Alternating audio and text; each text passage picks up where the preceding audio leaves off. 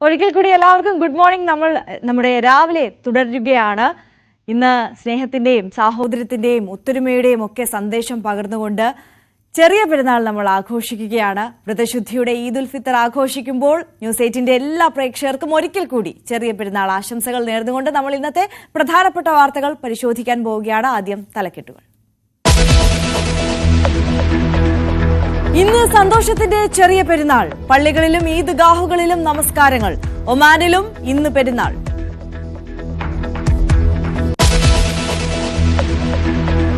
Re edit ചെയ്ത എമ്പുരാൻ ഇന്ന് തിയേറ്ററുകളിലെത്തും. വിവാദത്തെ തുടർന്ന് വെട്ടിമാറ്റിയത് 17 ഭാഗങ്ങൾ. ചിത്രത്തിന്റെ ദൈർഘ്യം 3 മിനിറ്റോളം കുറയും. പുതിയ പതിപ്പിന് അടിയന്തര സെൻസർ ബോർഡ് അനുമതി നൽകി. വിവാദം കനത്തിട്ടും മിണ്ടാതെ സിനിമാ പ്രമുഖരും സംഘടനകളും.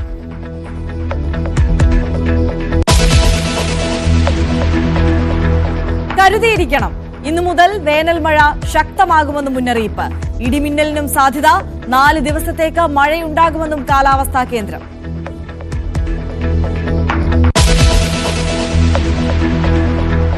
ജീവിക്കാനുള്ള വഴി തേടി ആശമാരുടെ സമരം 50ാം നാൾ. സമരപ്പന്തലിൽ മുടി മുറിച്ചിന്ന് പ്രതിഷേധം. സമരം കൂടുതൽ ശക്തിപ്പെടുത്താൻ തീരുമാനം.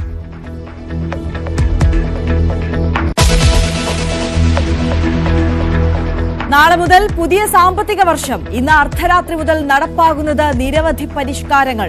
ഉപയോഗിക്കാത്ത മൊബൈൽ നമ്പറിലെ UPI അക്കൗണ്ടുകൾ ഇന്ന് നീക്കം ചെയ്യണം. ATM ബാങ്കിംഗ് സേവന നിരക്കുകളിലും വർധന.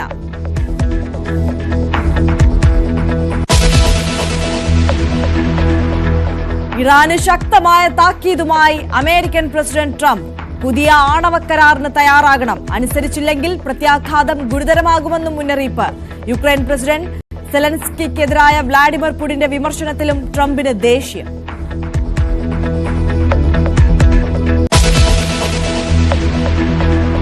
ഭൂകമ്പം തകർത്ത മ്യാൻമറിൽ മരണം 2000-ഓളം. 100 കണക്കിന് ആളുകൾ കെട്ടിടാവശിഷ്ടങ്ങൾക്കടിയിൽ ഉണ്ടാകാമെന്ന് രക്ഷാപ്രവർത്തകർ.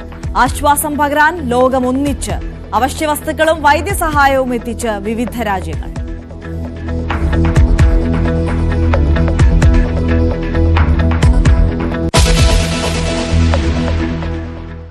ഇന്ന് സന്തോഷത്തിന്റെ പെരുന്നാൾ.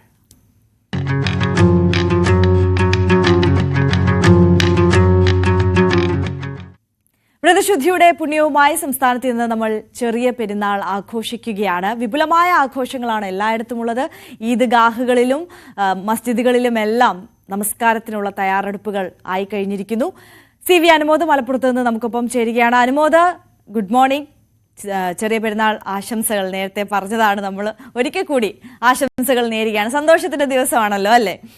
അപ്പോ ഇന്ന് മലപ്പുറത്തെ ഈദ്ഗാഹുകളിലും മസ്ജിദുകളിലും ഒക്കെയുള്ള നമസ്കാരങ്ങളെ കുറിച്ച്, അതോടൊപ്പം നമ്മൾ നേരത്തെ സൂചിപ്പിച്ചതുപോലെ തന്നെ ഇന്ന് ലഹരിക്കെതിരായ പോരാട്ടം, അത് ആ ഒരു സന്ദേശം ഉയർത്തിക്കാട്ടേണ്ട ഒരു ദിവസമായിട്ടാണ് ഇന്ന് നമ്മൾ കൊണ്ടാടാൻ പോകുന്നത് അല്ലേ?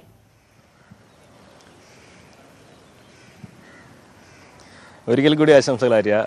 നമ്മളിപ്പോൾ നിൽക്കുന്നത് മലപ്പുറത്തെ മഅദിൻ ഗ്രാൻഡ് ജുമാ മസ്ജിദിലാണ്. മലപ്പുറത്ത് ഏറ്റവും അധികം ആളുകൾ ഉൾക്കൊള്ളുന്ന, പങ്കെടുക്കുന്ന, ഈദ്ഗാഹ് നടക്കുന്ന ഒരു സ്ഥലം കൂടിയാണ് മഅദിൻ ഗ്രാൻഡ് ജുമാ മസ്ജിദ്. ഇവിടെ 7:30-ക്കാണ് ഈദ്ഗാഹ് പെരുന്നാൾ നമസ്കാരം നിശ്ചയിച്ചിട്ടുള്ളത്. ഇബ്രാഹിമുൽ ഖലീൽ ബുഖാരി തങ്ങളാണ് ഈ ഒരു ഈദ് ദിനത്തിലെ പ്രാർത്ഥനകൾക്കും പ്രഭാഷണങ്ങൾക്കൊക്കെ നേതൃത്വം നൽകുന്നത്. അപ്പോൾ നമ്മൾ കാണാം, ആളുകളൊക്കെ എത്തിത്തുടങ്ങുന്നുണ്ട്. കുട്ടികളൊക്കെ വീട്ടുകാരുടെ കൈയൊക്കെ പിടിച്ച് തൊപ്പിയൊക്കെ ഇട്ട് നടന്നു വരുന്നതിൻ്റെ നല്ല മനോഹരമായ ദൃശ്യങ്ങളൊക്കെ നമുക്ക് കാണാൻ സാധിക്കും. പുതിയ ഉടുപ്പൊക്കെ ഇട്ടാണ് അവരൊക്കെ വരുന്നത്. അവരെയൊക്കെ സംബന്ധിച്ച് ഈ പെരുന്നാളുകൾ എന്ന് പറഞ്ഞാൽ തന്നെ ഈ 30 ദിവസത്തെ കഠിന വ്രതത്തിന് ശേഷം വരുന്ന പുണ്യ ദിവസമാണ്.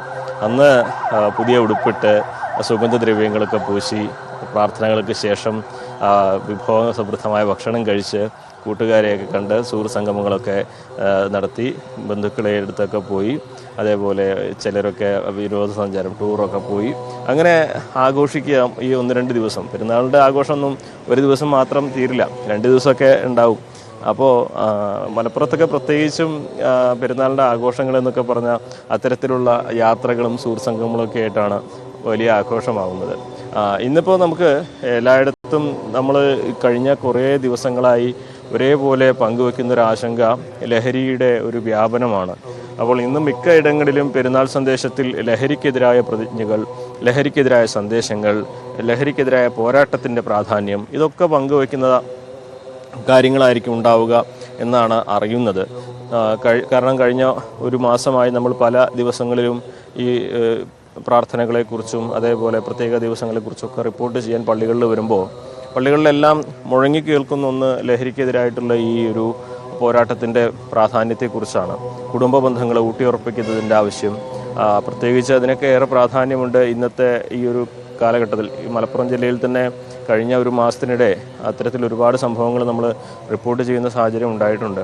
അപ്പോൾ ആ തരത്തിൽ ലഹരിക്കെതിരെ എല്ലാവരും അണിനിരക്കേണ്ടതിൻ്റെ ഒരു ആവശ്യം, അത് കാലത്തിൻ്റെ ഒരു അനിവാര്യതയാണെന്ന് മനസ്സിലാക്കിക്കൊണ്ട് എല്ലാവരും ഒരുമിച്ച് കൈകോർക്കുന്ന സാഹചര്യമാണ് നമുക്ക് ഇവിടെ കാണാനാകുന്നത്. പള്ളികളിലേക്ക് പുരോഹിതരും അതേപോലെ തന്നെ വിശ്വാസികളും ഒക്കെ എത്തിച്ചേർന്നുകൊണ്ടിരിക്കുകയാണ്. 7:30 ഇവിടുത്തെ ചടങ്ങുകളൊക്കെ ആരംഭിക്കുമെന്നാണ് അറിയുന്നത്. മലപ്പുറത്ത് മിക്ക ഇവിടങ്ങളിലും സമാനമായ രീതിയിൽ തന്നെയാണ് ഈദ്ഗാഹൊക്കെ ഒരുക്കിയിട്ടുള്ളത്. 7:30 തുടങ്ങും. മഞ്ചേരിയിലൊക്കെ അതിഥി തൊഴിലാളികൾക്ക് പ്രത്യേക ഈദ്ഗാഹുകൾ സംഘടിപ്പിക്കുന്നുണ്ട്. തെളിഞ്ഞ അന്തരീക്ഷമാണ്. സാധാരണയൊക്കെ കാലാവസ്ഥ പലപ്പോഴും ഈ പബ്ലിക്കായിട്ട് പൊതുവിടങ്ങളിൽ നടത്തുന്ന ഈദ്ഗാഹിനൊക്കെ തടസ്സമുണ്ടാക്കാറുണ്ട്. വേനൽ മഴയൊക്കെ കഴിഞ്ഞ തവണയൊക്കെ ഉണ്ടായിട്ടുണ്ട്. ഇത്തവണ അങ്ങനത്തെ യാതൊരു ആശങ്കയില്ല. തെളിഞ്ഞ അന്തരീക്ഷം. രാവിലെ തന്നെ എല്ലാവർക്കും വളരെ എന്താ പറയുക, ആശ്വാസകരമാവുന്ന, കംഫർട്ടായിട്ട് തോന്നുന്ന ഒരു സാഹചര്യങ്ങളാണ് നമുക്ക് മലപ്പുറത്ത് കാണാൻ കഴിയുന്നത്. വരും മണിക്കൂറുകളിൽ നമുക്ക് ഈ ഒരു പ്രാർത്ഥനയുടെയും സുഹൃത്ത് സംഗമങ്ങളുടെയൊക്കെ കൂടുതൽ സന്തോഷകരമാവുന്ന ദൃശ്യങ്ങളൊക്കെ പങ്കുവെക്കാനാകും. എന്താണെങ്കിലും പള്ളികളിലേക്ക് വിശ്വാസികൾ വന്നുകൊണ്ടിരിക്കുന്നതിൻ്റെ കാഴ്ചയാണ് നമ്മൾ മലപ്പുറം ഗ്രാൻഡ് ജുമാ മസ്ജിദ്, മഹദിൻ ഗ്രാൻഡ് ജുമാ മസ്ജിദിൽ കണ്ടുകൊണ്ടിരിക്കുന്നത്. ആര്യ. അതെ, CV അനുമോദാണ് മലപ്പുറത്ത് നിന്ന് നമുക്കൊപ്പം ചേർന്നത്. മലപ്പുറത്തെയും കൊച്ചിയിലെയും ഒക്കെ കാഴ്ചകളാണ് ഇപ്പോൾ പ്രേക്ഷകർ TV സ്ക്രീനിൽ കാണുന്നത്. എങ്ങും തക്ബീർ ധ്വനികളാൽ മുഖരിതമായ അന്തരീക്ഷം, പ്രാർത്ഥനകളിൽ മുഴുകിയിരിക്കുന്നു. ഇനി നമുക്ക് കോഴിക്കോട്ടേക്ക് കൂടി പോകാം. അവിടെ നിന്ന് MS അനീഷ് കുമാർ നമുക്കൊപ്പം ചേരും. കോഴിക്കോട് കിണാശ്ശേരി പള്ളിയറ ദേവീക്ഷേത്രത്തിലെ ഉത്സവം നടക്കുന്നതിനിടയിലാണ് അതേ ഗ്രൗണ്ടിൽ ഈദ്ഗാഹും സംഘടിപ്പിക്കുന്നത് എന്ന വലിയ പ്രത്യേകതയുണ്ട്. 10 ദിവസത്തേക്ക് മുൻകൂർ അനുമതി വാങ്ങിയ ഗ്രൗണ്ട് ക്ഷേത്രസമിതി ഈദ്ഗാഹിനായി വിട്ടു നൽകുകയായിരുന്നു. അനീഷ് കുമാറിലേക്ക് നമുക്ക് പോകാം. അനീഷ്, ചെറിയ പെരുന്നാൾ ആശംസകൾ. Good morning. ഈ സ്നേഹത്തിന്റെയും സൗഹാർദ്ദത്തിന്റെയും ഒക്കെ കാഴ്ച, സന്ദേശം എന്നൊക്കെ നമ്മൾ പറയുമ്പോഴും അതിനെ തീർത്തും അന്വർത്ഥമാക്കുന്ന തരത്തിലുള്ള ഒരു കാഴ്ചയാണ് കോഴിക്കോട് നിന്ന് നമ്മളിലേക്ക് എത്തിക്കാനുള്ളത് അനീഷിന്, അല്ലേ?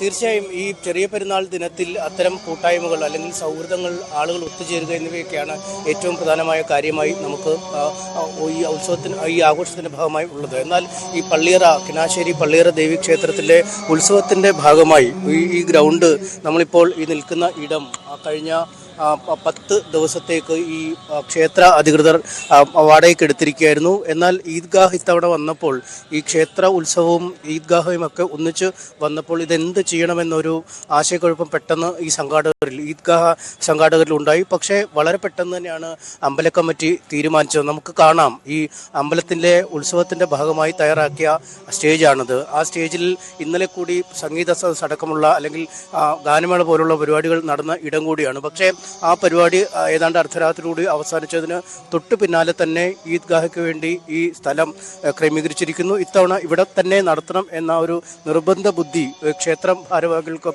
ഉണ്ടായിരുന്നു എന്നാണ് ഈ ഈദ്ഗാഹ് സംഘാടകർ പറയുന്നത്. അതുകൊണ്ട് നമുക്ക് ദൃശ്യങ്ങൾ തന്നെ കാണാം. ആളുകൾ ഇറങ്ങുമ്പോൾ അതിൻ്റെ നേരെ എതിർവശത്താണ് ഈ ശ്രീ ദുർഗാ ദേവി ക്ഷേത്രം എന്ന ഭഗവതി ക്ഷേത്രം ഉള്ളത്.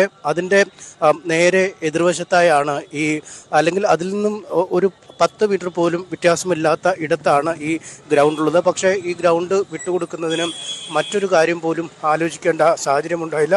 തുറന്ന മനസ്സോടുകൂടി അമ്പല കമ്മിറ്റിക്കാർ തന്നെയാണ് ഈ ഉത്സവത്തിനായി മാറ്റിവെച്ചിരിക്കുന്ന സ്ഥലത്ത് ഈ തവണ ഈദ്ഗാഹ എല്ലാവരും കൂടിച്ചേർന്നുള്ള പ്രാർത്ഥനകൾ നടത്തണമെന്ന ആവശ്യം ഉന്നയിച്ചത്. ഇതാണ് ക്ഷേത്രം. ഈ ക്ഷേത്രത്തിൻ്റെ ഉത്സവമാണ് തൊട്ട് എതിർവശത്തുള്ള ഈ ഗ്രൗണ്ടിൽ നടക്കുന്നത്. നമുക്ക് കാണാം, ഈദ്ഗാഹ് നടക്കുന്ന അല്ലെങ്കിൽ ഈ സമൂഹമായ പ്രാർത്ഥനാ കൂട്ടായ്മ നടക്കുന്ന സ്ഥലം ക്ഷേത്രത്തിൻ്റെ ബോർഡ് സാധാരണഗതിയിൽ ഈദ്ഗാഹും മറ്റുമൊക്കെ രേഖപ്പെടുത്തുമ്പോൾ ക്ഷേത്ര മഹോത്സവം എന്നെഴുതിയ ആ മനോഹരമായ ആ കവാടത്തിന് കീഴിലൂടെയാണ് ഈദ്ഗാഹിൽ പങ്കെടുക്കാനുള്ള ആളുകൾ ഇപ്പോൾ ഈ ഗ്രൗണ്ടിലേക്ക് എത്തിക്കൊണ്ടിരിക്കുന്നത്. ഇത് തന്നെയാണ് ആഘോഷങ്ങൾ നൽകുന്ന സന്ദേശം.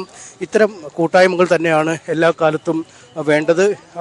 തികച്ചും മാതൃകാപരമായ ഒരു സമീപനം തന്നെയാണ് അധികൃതരുടെ ഭാഗത്തു നിന്നും ഉണ്ടായിരിക്കുന്നത്. അത് തന്നെ വലിയ ഒരു സന്ദേശമായി മാറുന്നു. എല്ലാവരും ഒത്തുചേരുമ്പോഴുള്ള ഒരു കൂട്ടായ്മ, ആ കൂട്ടായ്മകൾ തന്നെയാണ് എപ്പോഴും സന്തോഷം നൽകുന്നത് എന്ന് പ്രകടമാക്കുന്ന ഒരു കാര്യം കൂടിയാണ്. ആളുകൾ ഓരോരുത്തരായി ഇപ്പോൾ ഈ ചടങ്ങുകളിൽ പങ്കെടുക്കാനായി എത്തുന്ന കാഴ്ചയാണ് നമുക്ക് കാണാൻ കഴിയുന്നത്. ക്ഷേത്രം ഭാരവാഹികളൊക്കെ അടക്കം അല്പസമയം കഴിയുമ്പോൾ ഇവർക്ക് ആശംസകൾ നേരാനായി ഇവിടെ എത്തുമെന്നാണ് നമുക്ക് അറിയാൻ കഴിയുന്നത്. വ്യവസായ പ്രമുഖരടക്കമുള്ള ആളുകളും ഈ സ്ഥലത്ത് എത്തിയിട്ടുണ്ട്. നമുക്ക് ഈ ആളുകളോട് തന്നെ ചോദിക്കാം. വ്യവസായ പ്രമുഖരടക്കമുള്ള ആളുകൾ എത്തിയിട്ടുണ്ട്. സാറേ, ഈദ് മുബാരക്. വളരെ സന്തോഷമുണ്ട്. ഇത് ശരിക്കും പറഞ്ഞിട്ടുണ്ടെങ്കിൽ ഒരു വലിയ മാതൃകയാണ്.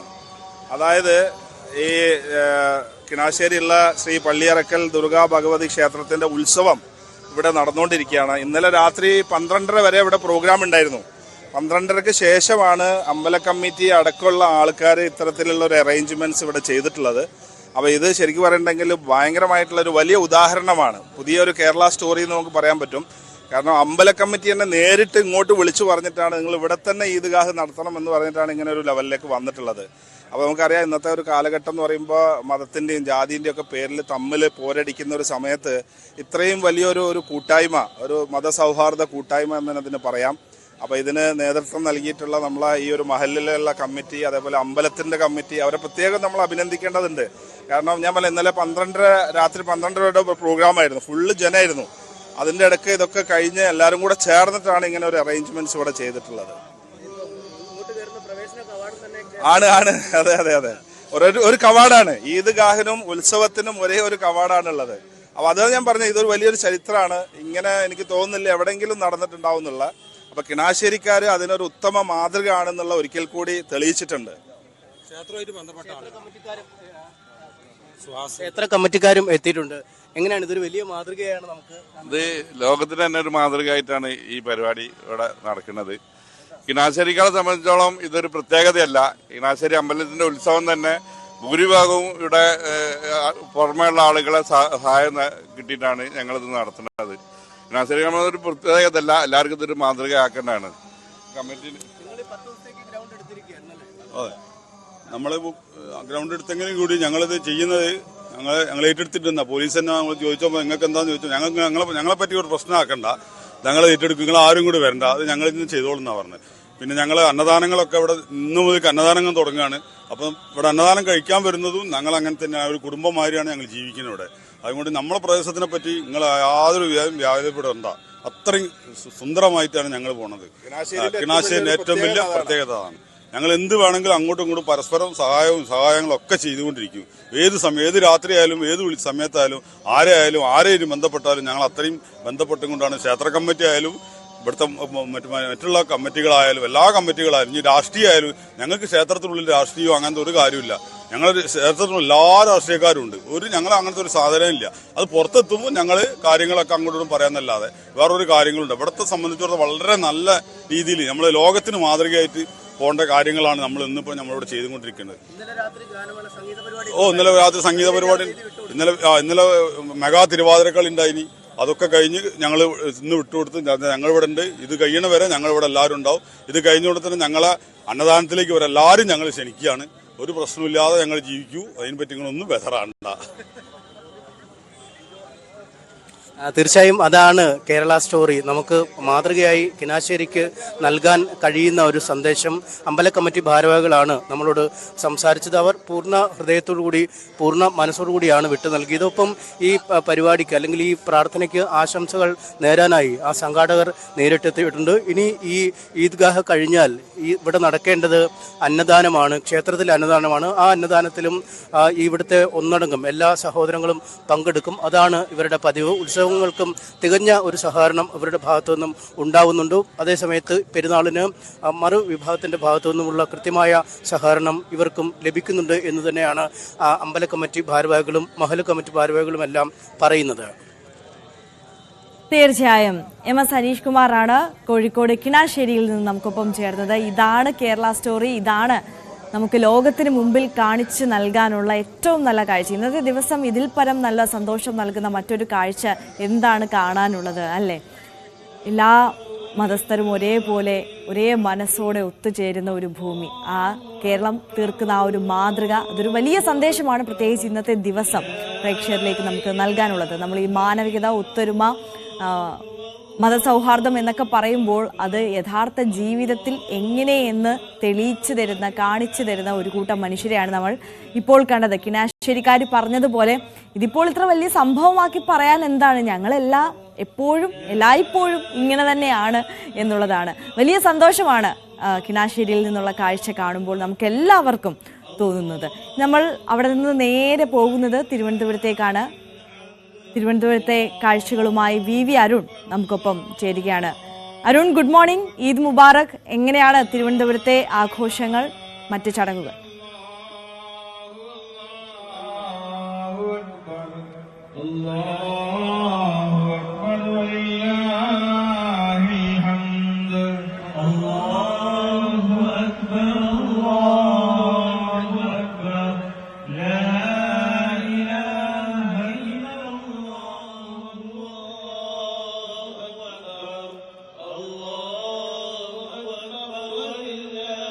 നമ്മൾ കോഴിക്കോട് കിണാശ്ശേരിയിലെ കാഴ്ചകൾ കണ്ടു. നമ്മൾ മലപ്പുറത്തേക്ക് പോയിരുന്നു, അവിടുത്തെ മസ്ജിദിൽ നിന്നുള്ള കാഴ്ചകൾ കണ്ടു.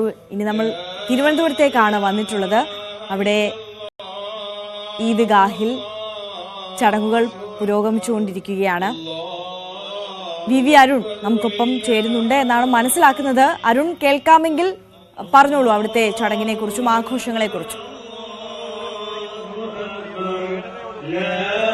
ശ്രീജ, പാളയം മുസ്ലിം ജമാഅത്ത് സംഘടിപ്പിക്കുന്ന ഈദ്ഗാഹിലാണ് ഞാനുള്ളത്. പാളയത്തെ ചന്ദ്രശേഖരൻ നായർ സ്റ്റേഡിയത്തിലാണ് എല്ലാ വർഷത്തെ പോലെ ഇത്തവണയും ഈദ്ഗാഹ് നമസ്കാരത്തിനുള്ള അവസരം ഒരുക്കിയിട്ടുള്ളത്. വലിയ രീതിയിലുള്ള ഒരു ആൾക്കൂട്ടം ഇവിടെയും ഉണ്ട്. 7:30 പാളയം വംശേ മൗലവി നമസ്കാര ചടങ്ങുകൾ 7:30 ആരംഭിക്കും. ഇപ്പോൾ അതിന് മുന്നോടിയായുള്ള പ്രാർത്ഥനാ ചടങ്ങുകളാണ് നടക്കുന്നത്. പാളയം വംശേ മൗലവിയാണ് ഈ നമസ്കാരത്തിന് നൽകാൻ പോകുന്നത്. അദ്ദേഹത്തിന് ശേഷം പെരുന്നാൾ സന്ദേശം നൽകുകയും ചെയ്യും. നമുക്കറിയാം വളരെ പ്രധാനപ്പെട്ട ചില സന്ദേശങ്ങൾ അദ്ദേഹത്തിന്റെ ഭാഗത്ത് എല്ലാ പെരുന്നാളിലും, അത് വലിയ പെരുന്നാളിലും ചെറിയ പെരുന്നാളിലും ഒക്കെ അദ്ദേഹം കൃത്യമായ രാഷ്ട്രീയ സാഹചര്യം വിലയിരുത്തിക്കൊണ്ട് സന്ദേശം നൽകുന്ന ഇമാം കൂടിയാണ്. അദ്ദേഹത്തിന്റെ പെരുന്നാൾ സന്ദേശം എന്താണ് എന്നുള്ളതാണ് ഏറ്റവും ആകാംക്ഷയോടെ കാത്തിരിക്കുന്നത്. പ്രത്യേകിച്ചും എമ്പൂരാൻ സിനിമയുമായി ബന്ധപ്പെട്ടൊക്കെ ഉള്ള വിവാദങ്ങൾ ഇപ്പോൾ സജീവമായി നിലനിൽക്കുന്നു.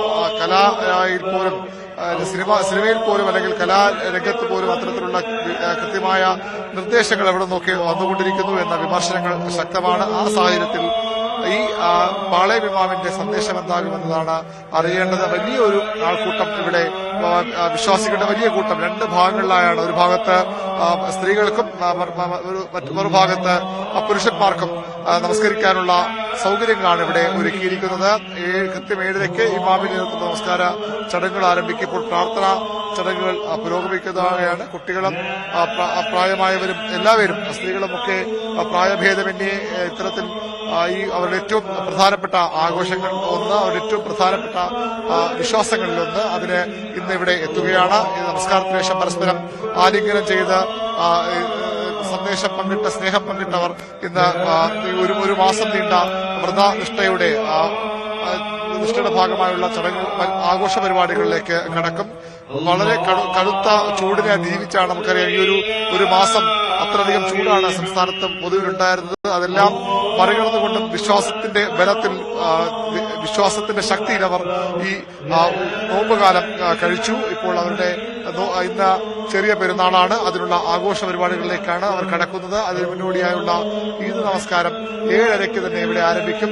ഇപ്പോൾ തന്നെ വലിയൊരു അളവിൽ വിശ്വാസികൾ ഇവിടേക്ക് എത്തിക്കഴിഞ്ഞു. അല്പസമയത്തിനകം പാളയം ഇമാമിന്റെ നേതൃത്വത്തിലുള്ള പ്രാർത്ഥനാ ചടങ്ങുകൾ ആരംഭിക്കും. VV അരുണാണ് തിരുവനന്തപുരത്ത് നിന്നുള്ള കാഴ്ചകൾ നമ്മളിലേക്ക് എത്തിച്ചത്. അവിടെ ചന്ദ്രശേഖരൻ നായർ സ്റ്റേഡിയത്തിൽ വലിയ നമസ്കാരത്തിന് വേണ്ടിയിട്ടുള്ള വലിയൊരു ഒത്തുചേരൽ നമുക്ക് കാണാൻ സാധിക്കും. പാളയം ഇമാം നൽകുന്ന സന്ദേശപ്രസംഗത്തിനായി എല്ലാവരും കാത്തിരിക്കുകയാണ്. നമ്മൾ ഒരിക്കൽ കൂടി നല്ല കാഴ്ചയിലേക്ക് ഒരിക്കൽ കൂടി പോവുകയാണ്. കോഴിക്കോട് കിടാശ്ശേരിയിലേക്ക് MS അനീഷ് കുമാർ അവിടെ നിന്ന് നമുക്കൊപ്പം തുടരുന്നുണ്ട്. അനീഷ്, നേരത്തെ നമ്മൾ പറഞ്ഞതുപോലെ തന്നെ ഈ ഒത്തൊരുമയുടെയും സ്നേഹത്തിൻ്റെയും ഒക്കെ കാഴ്ച, അതിനൊരു മാതൃക, ഇതിൽ പരം മറ്റൊന്നും നമുക്ക് പ്രേക്ഷകരിലേക്ക് എത്തിക്കാനില്ല എന്നുള്ളതാണ് വാസ്തവം. അവിടെ ഈ എല്ലാ വർഷവും ഇത്തരത്തിൽ തന്നെ നടന്നു വരുന്ന രീതിയാണോ ഇത്? മതസൗഹാർദ്ദത്തിൻ്റെ കാഴ്ചകളൊക്കെ സ്ഥിരം അവിടെ നിന്ന് കാണുന്നതാണ് എന്നുള്ളതാണ് കിണാശ്ശേരിയിലെ നാട്ടുകാരൊക്കെ നമ്മളോട് അല്പസമയം മുമ്പ് സംസാരിച്ചപ്പോൾ മനസ്സിലായത്.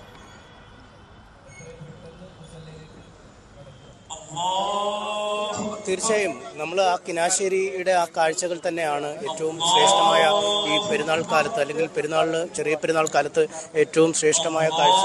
നമുക്ക് ഒരു വശത്ത് ഇപ്പോൾ അല്ലാഹു അക്ബർ ആ തക്ബീർ ധ്വനികൾ മുഴങ്ങുന്നത് കാണാം.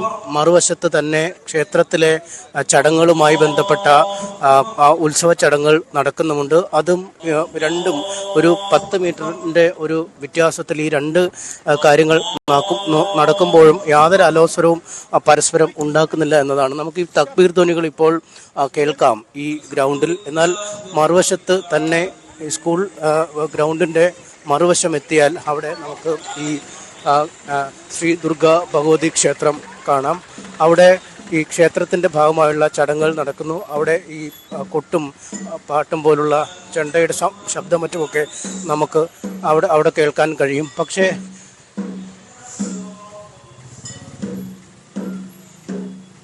ഇതാണ് ഒരു വശത്ത് ഈ ക്ഷേത്രത്തിൻ്റെ ചടങ്ങുകൾ ഒരു ഭംഗവുമില്ലാതെ പുരോഗമിക്കുമ്പോൾ മറുവശത്ത് തന്നെ ഒരു 10 മീറ്റർ പോലും വ്യത്യാസമില്ലാതെ ഗ്രൗണ്ടിൽ ഈദ്ഗാഹിൽ ഈ തക്ബീർ ധ്വനികൾ മുഴങ്ങുന്നു. പരസ്പരം യാതൊരു അലോസരവുമില്ലാതെ കാര്യങ്ങൾ പോകുന്നു. അമ്പല കമ്മിറ്റി ഭാരവാഹികളാണ് ഈ കാര്യങ്ങൾക്ക് സാന്നിധ്യം വഹിക്കാൻ, അല്ലെങ്കിൽ തങ്ങളുടെ സഹോദരങ്ങൾക്ക് ആശംസകൾ അർപ്പിക്കാനായി എത്തിയത്. നമ്മളോട് അവർ നേരത്തെ സംസാരിക്കുകയും ചെയ്തിരുന്നു. അങ്ങനെ പരസ്പരം യാതൊരു അലോസരവുമില്ലാതെ ഏവർക്കും മാതൃകയാകുന്ന രീതിയിൽ ഇനി ഈ ചടങ്ങുകൾ കഴിഞ്ഞാൽ അടുത്തതിന് ഈ ഗ്രൗണ്ടിൽ നടക്കേണ്ടത് ആ ക്ഷേത്ര ചടങ്ങിൻ്റെ ഭാഗമായുള്ള പ്രസാദകൂട്ടാണ്. ആ പ്രസാദകൂട്ട് ചടങ്ങിൽ പങ്കെടുക്കാനായി ഈ ക്ഷേത്ര ഭാരവാഹികൾക്കൊപ്പം ഈ മഹല്ല് ഭാരവാഹികളും എത്തും. നേരത്തെ ഈ ഈദ്ഗാഹ് ചടങ്ങിൽ പങ്കെടുക്കാൻ എത്തിയ ആളുകൾ ഈ ക്ഷേത്ര ചടങ്ങിൽ പങ്കെടുക്കാനെത്തും. അതാണ് വർഷങ്ങളായുള്ള ഇവിടുത്തെ പാരമ്പര്യമെന്നാണ് പറയാൻ കഴിയുന്നത്. ഒരു റിയൽ കേരള സ്റ്റോറിയായി തന്നെ നമുക്കിതിനെ വിശേഷിപ്പിക്കാം. എന്തായാലും ചടങ്ങുകൾ ആരംഭിക്കുന്ന കാഴ്ചയിലേക്ക് തന്നെ നമുക്ക് പോകാം. ശരി, MS അനീഷ് കുമാറാണ് അവിടെ നിന്ന് നമുക്കൊപ്പം ചേരുന്നത്. الذي يصلى النار الكبرى ثم لا يموت فيها ولا يحيا قد أفلح من تزكى وذكر اسم ربه فصلى بل تؤثرون الحياة الدنيا والآخرة خير وأبقى إن هذا لفي الصحف الأولى صحف إبراهيم وموسى الله أكبر.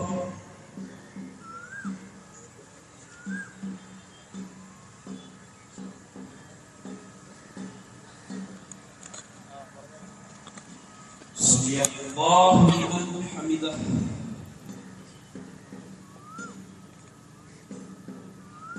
الله أكبر.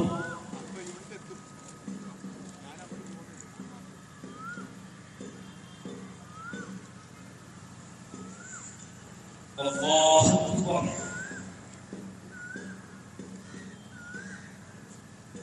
الله أكبر.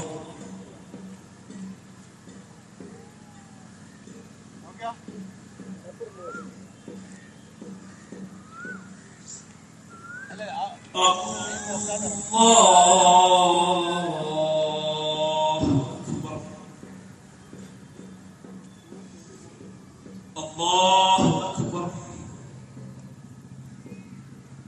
الله أكبر. കേരളം ഒന്നാകെ ഒരേ മനസ്സോടുകൂടി ഇന്ന് ഈദുൽ ഫിത്തർ ആഘോഷിക്കുകയാണ്. കോഴിക്കോട് കിണാശ്ശേരി പള്ളിയറ ദേവി ക്ഷേത്ര ഗ്രൗണ്ടിൽ, അവിടെ ഉത്സവം നടക്കുന്ന ഗ്രൗണ്ടിലാണ് ഈ ഈദ്ഗാഹ് നടക്കുന്നത് എന്നുള്ള വലിയ പ്രത്യേകത, വലിയ സന്തോഷം, നല്ല കാഴ്ചയാണ് പ്രേക്ഷകരിലേക്ക് ഇന്നത്തെ ദിവസം എത്തിക്കാനുള്ളത്. ലോകത്തിന് തന്നെ മാതൃകയായി മാറുകയാണ് കിണാശ്ശേരിയിലെ ഈ നാട്ടുകാർ എന്നുള്ളതാണ്. ഇവിടെ ക്ഷേത്രത്തിലെ ഉത്സവം നടക്കുന്നു. ആ ഉത്സവത്തിന്റെ ചടങ്ങുകൾ നടക്കുമ്പോൾ അതേ ഗ്രൗണ്ടിൽ തന്നെ ആണ് ഈ നമസ്കാര ചടങ്ങും പുരോഗമിച്ചുകൊണ്ടിരിക്കുന്നത് എന്നുള്ളതാണ് ഏറ്റവും വലിയ പ്രത്യേകത. എന്തായാലും സംസ്ഥാനത്തൊട്ടുക്ക് എല്ലാ സ്ഥലത്തും നമസ്കാര ചടങ്ങുകൾ പുരോഗമിച്ചുകൊണ്ടിരിക്കുകയാണ്. വിവിധ സ്ഥലങ്ങളിൽ നിന്നുള്ള കാഴ്ചകളും വിശേഷങ്ങളും ഒക്കെ നമ്മൾ കണ്ടു. ലഹരിക്കെതിരായ പോരാട്ടം എന്നുള്ള വലിയ സന്ദേശമാണ് ഇന്നത്തെ ഈദ് ദിന സന്ദേശ പ്രസംഗത്തിലെല്ലാം മതപണ്ഡിതന്മാർ നൽകാൻ പോകുന്നത്. അത്തരത്തിലൊരു ആഹ്വാനം നൽകുന്ന ഒരു ദിവസമായി ഇന്നത്തെ ദിവസത്തെ മാറ്റണമെന്ന് നേരത്തെ തന്നെ അവർ പറയുകയും ചെയ്തിരുന്നു. എന്തായാലും ചടങ്ങുകളെല്ലാം ആരംഭിച്ചു കഴിഞ്ഞു. ഈ നമസ്കാര ചടങ്ങുകൾക്ക് ശേഷം ഒത്തുകൂടലിൻ്റെ ആ ഒരു വീട്ടിലെ കളിയിലേക്കും ചിരിയിലേക്കും സന്തോഷത്തിലേക്കും ഒക്കെ എല്ലാവരും മടങ്ങും. ഇന്ന് കുടുംബങ്ങളെല്ലാം ഒത്തുചേരുന്ന, സൗഹൃദങ്ങളെല്ലാം ഒത്തുചേരുന്ന, നല്ല ഭക്ഷണമൊക്കെ കഴിച്ച് സ്നേഹവും സന്തോഷവും സൗഹൃദവും ഒക്കെ പങ്കുവെക്കുന്ന നല്ലൊരു ദിവസമാണ്. ആ വലിയ ആഘോഷത്തിലേക്ക് എല്ലാവരും കടന്നിരിക്കുകയാണ്.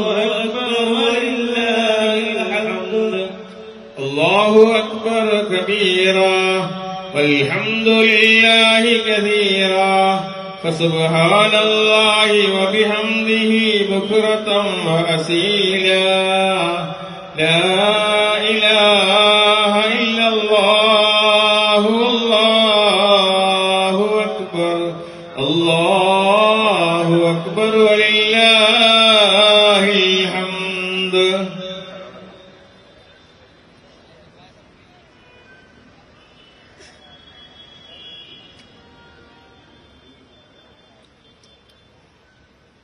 ഈദ്ഗാഹുകളിലും മസ്ജിദുകളിലും നമസ്കാര ചടങ്ങുകൾ പുരോഗമിച്ചുകൊണ്ടിരിക്കുകയാണ്. വിവിധ സ്ഥലങ്ങളിൽ നിന്നുള്ള കാഴ്ചകളാണ് നമ്മളിപ്പോൾ കണ്ടുകൊണ്ടിരിക്കുന്നത്. ഇന്നലെയായിരുന്നു ഒമാൻ ഒഴികെയുള്ള ഗൾഫ് രാജ്യങ്ങളിലെല്ലാം ചെറിയ പെരുന്നാൾ ആഘോഷം. ഇന്നാണ് ഒമാനിൽ ചെറിയ പെരുന്നാൾ ആഘോഷിക്കുന്നത്. റംസാൻ 30 പൂർത്തിയായതോടെയാണ് ഒമാൻ ഈദിനെ വരവേൽക്കുന്നത്. രാജ്യത്തെ പൗരന്മാർക്കും പ്രവാസികൾക്കും സുൽത്താൻ ഹൈതം ബിൻ താരിഖ് ഈദ് ആശംസകൾ അറിയിച്ചു.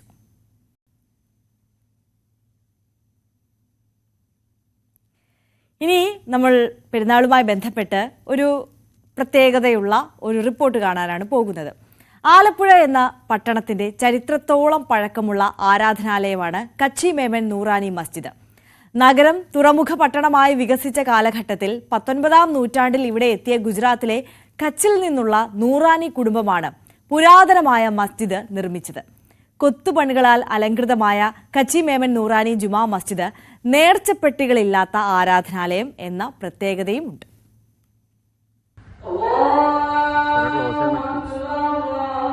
വിശുദ്ധ റംദാൻ ദിനത്തിൽ നമ്മളുള്ളത് ആലപ്പുഴയുടെ ചരിത്രത്തോളം തന്നെ പഴക്കമുള്ള ഒരു ആരാധനാലയത്തിലാണ്, കച്ചി മേമൻ നൂറാനി മസ്ജിദ്.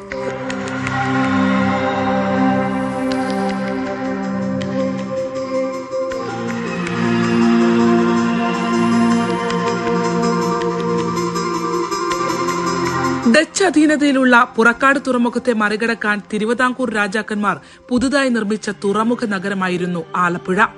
നാടിന്റെ പുരോഗതിക്ക് വിവിധ ഇടങ്ങളിൽ നിന്നുള്ള വ്യവസായികളെ ആലപ്പുഴയിലേക്ക് ദിവാൻ രാജാ കേശവദാസ് ക്ഷണിച്ചു. അങ്ങനെ ആലപ്പുഴയിലെത്തി വ്യവസായ രംഗത്ത് നിർണായകമായ സംഭാവന നൽകിയ വിഭാഗമായിരുന്നു കച്ചി മേമൻ വിഭാഗം. അത്തരത്തിൽ ബോംബെയിൽ നിന്നെത്തിയ നൂറാനി കുടുംബം 1835 കാലയളവിൽ തങ്ങളുടെ പ്രാർത്ഥനയ്ക്കായി പണിതുയർത്തിയ അമൂല്യമായ ആരാധനാലയമാണ് കച്ചി മേമൻ നൂറാനി മസ്ജിദ്. 19-ാം നൂറ്റാണ്ടിൽ ഹാജി യൂസഫ് ഹാജി നൂർ മുഹമ്മദാണ് മസ്ജിദ് പണി കഴിപ്പിച്ചത്. അദ്ദേഹത്തിന്റെ ഭാര്യ മറിയം യൂസഫ് നൂർ മുഹമ്മദ് ഉൾപ്പെടെയുള്ള 12 നൂറാനി കുടുംബാംഗങ്ങളുടെ കബറിടങ്ങൾ പള്ളിയോട് ചേർന്ന് തന്നെ കാണാനാകും.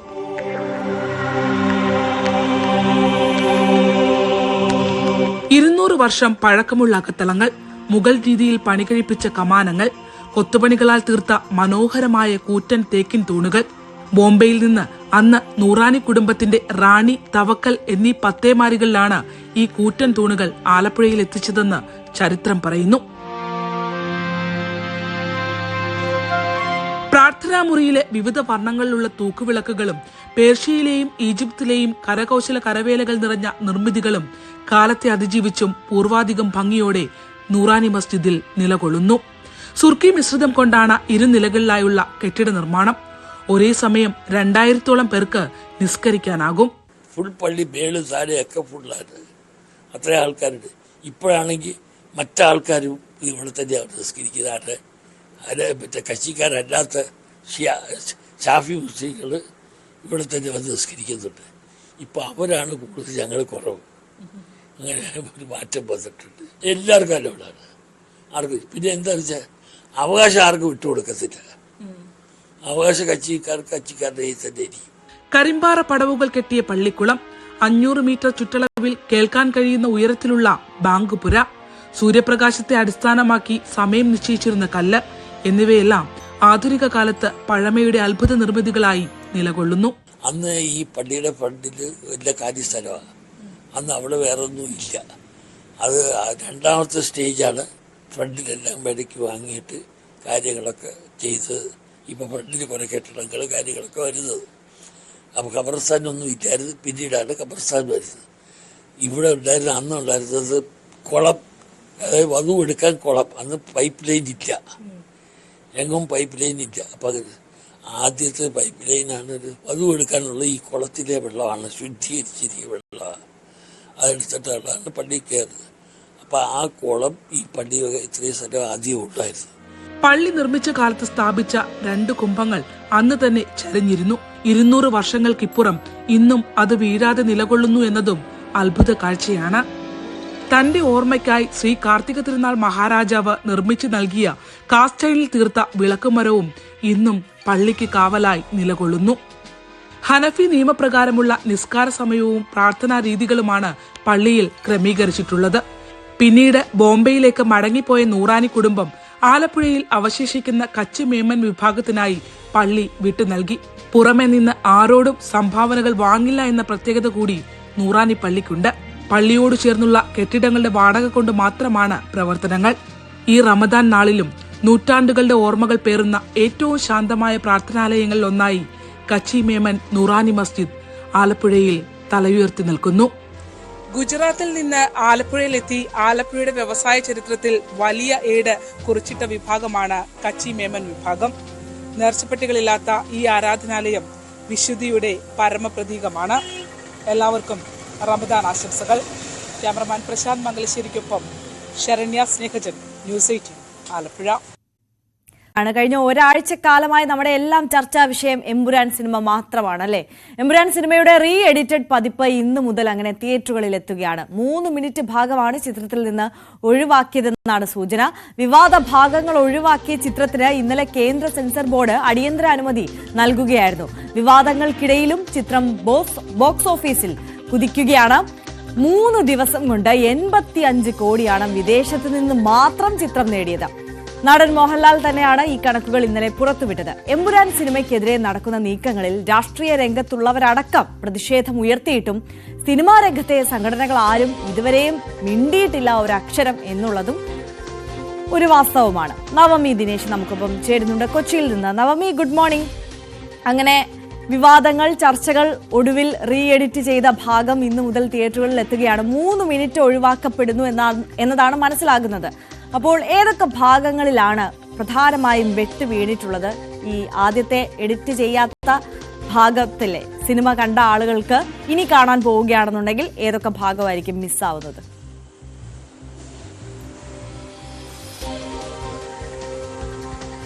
Arya, very good morning. ഈ സിനിമയുടെ ആദ്യത്തെ 45 മിനിറ്റാണ് ഈ പറയുന്ന വിവാദമായിട്ടുള്ള ചില ഭാഗങ്ങളുള്ളത്. അതിൽ ഗുജറാത്ത് കലാപത്തെക്കുറിച്ചുണ്ട്. ഒപ്പം ഈ വില്ലന്റെ പേര്, ഇതിൽ ഈ ഗർഭിണിയായിട്ടുള്ള ഒരു സ്ത്രീയെ ബലാത്സംഗം ചെയ്യുന്ന ഭാഗങ്ങളൊക്കെ ഉണ്ട്. ഇതിൽ ഒരുപാട് ചർച്ചകൾക്ക് ശേഷമാണ് ഈ 45 മിനിറ്റിൽ ഏകദേശം 30 മിനിറ്റെങ്കിലും കട്ട് ചെയ്ത് കളയണമെന്നായിരുന്നു സെൻസർ ബോർഡ് ആവശ്യപ്പെട്ടത്. പക്ഷെ അത് സിനിമയെ സംബന്ധിച്ച് വലിയൊരു നഷ്ടമായിരിക്കും. സിനിമയുടെ പ്രധാനപ്പെട്ട ഭാഗമാണ്. അതെങ്ങനെ അത്രയും കട്ട് ചെയ്ത് കളഞ്ഞാൽ പിന്നെ തിയേറ്ററിൽ എത്തിക്കുന്നതിനൊരു അർത്ഥമില്ല എന്ന അണിയറ പ്രവർത്തകർ നീണ്ട ഒരു ചർച്ചകൾക്ക് ശേഷമാണ് 3 മിനിറ്റ് മാറ്റാമെന്നുള്ള തീരുമാനത്തിലേക്ക് എത്തിയത്. അതിൽ ഏറെ പ്രധാനപ്പെട്ടത് ഗർഭിണിയായിട്ടുള്ള സ്ത്രീയെ ബലാത്സംഗം ചെയ്യുന്ന ഭാഗം കട്ട് ചെയ്യും. പിന്നീട് ചില വിവാദമായിട്ടുള്ള പരാമർശങ്ങൾ, ഡയലോഗുകൾ മ്യൂട്ട് ചെയ്യും. അതോടൊപ്പം തന്നെ വില്ലനായിട്ടുള്ള ബാബ ബജ്രംഗ് എന്ന പേര്, വില്ലന്റെ പേര്, അതും മ്യൂട്ട് ചെയ്യും, അല്ലെങ്കിൽ കട്ട് ചെയ്ത് കളയും. അത് എങ്ങനെയാണ് സിനിമ തിയേറ്ററിൽ എത്തുമ്പോൾ മാത്രമേ നമുക്കത് വ്യക്തമാകുകയുള്ളൂ. എന്തായാലും അങ്ങനെ 3 മിനിറ്റാണ് വെട്ടി മാറ്റുന്നത്, അല്ലെങ്കിൽ സിനിമയിൽ നിന്നും ഒഴിവാക്കുന്നത് എന്നാണ് നമുക്ക് ഇപ്പോൾ അറിയാൻ കഴിയുന്നത്. ഇന്നലെ ഞായറാഴ്ചയായിരുന്നു, ഇന്ന് തിങ്കളാഴ്ചയാണ്. ഈ 2 ദിവസങ്ങളിലും അവധിയുള്ള ദിവസങ്ങളാണ്. പക്ഷേ ആ അവധി ദിവസം പോലും സെൻസർ ബോർഡ് ഈ സിനിമ കണ്ടു എന്നുള്ളതിൽ നമുക്ക് ഊഹിക്കാം എത്രമാത്രം ഈ ഒരു രാഷ്ട്രീയ സമ്മർദ്ദം ഈ സിനിമയുടെ പ്രദർശനവുമായി ബന്ധപ്പെട്ടുണ്ടായി എന്നത് നമുക്ക് ഇതിൽ നിന്ന് തന്നെ വ്യക്തമാകും. അങ്ങനെ ഇന്നലെ ഒക്കെ സെൻസറിംഗ് ഒക്കെ ഏകദേശം പൂർത്തിയായി. ഇന്ന് വൈകിട്ട് അല്ലെങ്കിൽ നാളെ രാവിലെയോടുകൂടി തിയേറ്ററിൽ സിനിമ എത്തുമെന്നാണ് നമുക്ക് അറിയാൻ സാധിക്കുന്നത്. കാരണം ഇത്രയും വലിയ സിനിമയാണ്. ഏകദേശം 4000-ഓളം തിയേറ്ററുകളിലാണ് ചിത്രം പ്രദർശിപ്പിക്കുന്നത്. അതിൽ 4 ഭാഷകളിലുണ്ട്. ഈ 3 മിനിറ്റുള്ള കട്ടിംഗ് ഭാഗം ചില മ്യൂട്ട് ചെയ്യേണ്ടതുണ്ട്. ഇതെല്ലാം കഴിഞ്ഞ് തിയേറ്ററിൽ എത്തുന്നതിൻ്റെ ഉള്ള ചില സാങ്കേതികമായിട്ടുള്ള തടസ്സങ്ങളുണ്ട്. അതിൻ്റെ കളറിങ് ചെയ്യണം. അങ്ങനെ കുറച്ച് പ്രോസസ്സ് ഉണ്ട്. അതുകൊണ്ടാണ് വീണ്ടും ഈ ചിത്രം ഈ തിയേറ്ററിലേക്ക് വീണ്ടും ഈ റീസെൻസറിങ് ചെയ്ത ചിത്രം എത്താൻ വേണ്ടിയിട്ടുള്ളൊരു കാലതാമസം നേരിടുന്നത്. എന്തായാലും ഇന്ന് വൈകിട്ട് അല്ലെങ്കിൽ നാളെ രാവിലെയോടുകൂടി ഈ ചിത്രം തിയേറ്ററുകളിൽ എത്തും. അപ്പോൾ ഇനി കാണുന്ന പ്രേക്ഷകർക്ക് ഈ പറയുന്ന വിവാദമായിട്ടുള്ള ഭാഗങ്ങൾ ഒന്നും തന്നെ കാണാൻ കഴിയില്ല. നായകന്റെ പേരും അതിൽ മ്യൂട്ട് ചെയ്ത നിലയിൽ അല്ലെങ്കിൽ വെട്ടിമാറ്റപ്പെട്ട നിലയിലായിരിക്കും തിയേറ്ററുകളിലേക്ക് എത്തുക. എന്നാലും ഒരുപാട് വിവാദങ്ങൾ ഇതുമായി ബന്ധപ്പെട്ടുണ്ടായിട്ടുണ്ട്. ഇന്നലെ അതിൽ മോഹൻലാലിന്റെ വിശദീകരണം അടക്കം വന്നു. പക്ഷെ അതിലും ഇപ്പോൾ മോഹൻലാലിനെയും പൃഥ്വിരാജിനെയും ഒക്കെ വലിയ രീതിയിൽ വിമർശിക്കുന്നുണ്ട്. കാരണം ഒരു രാഷ്ട്രീയ പാർട്ടിയുടെ, പ്രത്യേകിച്ച് RSSന്റെ ഭീഷണിക്ക് മുട്ടുമടക്കുന്നതാണോ മോഹൻലാലും പൃഥ്വിരാജും, ഇതാണോ അവരുടെ നിലപാടെന്ന തരത്തിലുള്ള മോഹൻലാലിനെയും പൃഥ്വിരാജിനെയും ഒക്കെ വലിയ രീതിയിൽ വിമർശിച്ചുകൊണ്ട് ആന്റണി പെരുമ്പാവൂരിനും ഒക്കെ വലിയ രീതിയിൽ വിമർശനം ഇതിനോടകം തന്നെ ഏൽക്കുന്ന ഒരു സാഹചര്യം ഉണ്ടായി. പക്ഷേ ഒരു സിനിമാ പ്രവർത്തകർ എന്ന നിലയിൽ, അല്ലെങ്കിൽ ഈ സിനിമയുണ്ടാക്കിയ ഇത്രയും വിവാദം, അതിൽ ഒരു പ്രതികരണം എന്നോണം, അല്ലെങ്കിൽ ഒരു നിരാശയുണ്ടാക്കി ഏതെങ്കിലും സമുദായത്തിനോ അല്ലെങ്കിൽ ഏതെങ്കിലും ഒരു ഏതെങ്കിലും ഒരു രാഷ്ട്രീയ പാർട്ടികൾക്കോ ഇത്തരത്തിൽ വിഷമമുണ്ടാക്കിയെങ്കിൽ അതിന്റെ ഉത്തരവാദിത്തം സിനിമയുടെ അണിയറ പ്രവർത്തകർ ഏറ്റെടുക്കുന്നു എന്നാണ് മോഹൻലാലിന്റെ ഇന്നലത്തെ വിശദീകരണം വന്നത്. അതിനിടയിൽ തന്നെ സിനിമാ പ്രവർത്തകരാരും ഈ മോഹൻലാലിനെയോ അല്ലെങ്കിൽ പൃഥ്വിരാജിനെയോ ഒന്നും പിന്തുണച്ച് രംഗത്തെത്തുന്നില്ല എന്നൊരു ആക്ഷേപം കൂടി ഉയരുന്നുണ്ട്. അതാണ് നവമി. അതായത് ഈ രാഷ്ട്രീയ രംഗത്തുള്ള പ്രമുഖരെല്ലാവരും, മുഖ്യമന്ത്രി തന്നെ ഈ ചിത്രം കണ്ടിട്ട് അദ്ദേഹത്തിന്റെ അഭിപ്രായം പങ്കുവച്ചു, സിനിമയ്ക്ക് പിന്തുണ പ്രഖ്യാപിച്ചു, പ്രതിപക്ഷ നേതാവ് പിന്തുണ പ്രഖ്യാപിച്ചു, മറ്റ് സാംസ്കാരിക മേഖലയിലുള്ള പ്രമുഖരെല്ലാവരും സിനിമ കണ്ടിട്ട് ഒക്കെ അവരുടേതായ അഭിപ്രായങ്ങൾ പങ്കുവച്ചവരുണ്ട്, വിയോജിപ്പ് രേഖപ്പെടുത്തിയവരുണ്ട്. പക്ഷേ ഇത്രയും വിവാദങ്ങൾ ഉണ്ടായിട്ട് സിനിമയ്ക്ക് മേൽ രാഷ്ട്രീയത്തിന്റെ ഒരു വെട്ട് വീണിട്ട് ഈ സിനിമ ഇത്രയും വലിയ പ്രതിസന്ധിയിലൂടെ കടന്നു പോകുമ്പോഴും സിനിമാ മേഖലയിലെ ആരും ഈ വിഷയത്തിൽ ഒരക്ഷരം മിണ്ടാൻ മുന്നോട്ട് വന്നിട്ടില്ല എന്നുള്ളത് വാസ്തവമാണ്. എന്തുകൊണ്ടാകാം ഈ ഒരു മൗനം അവർ തുടരുന്നത് എന്നാണ് നമ്മൾ കരുതേണ്ടത്.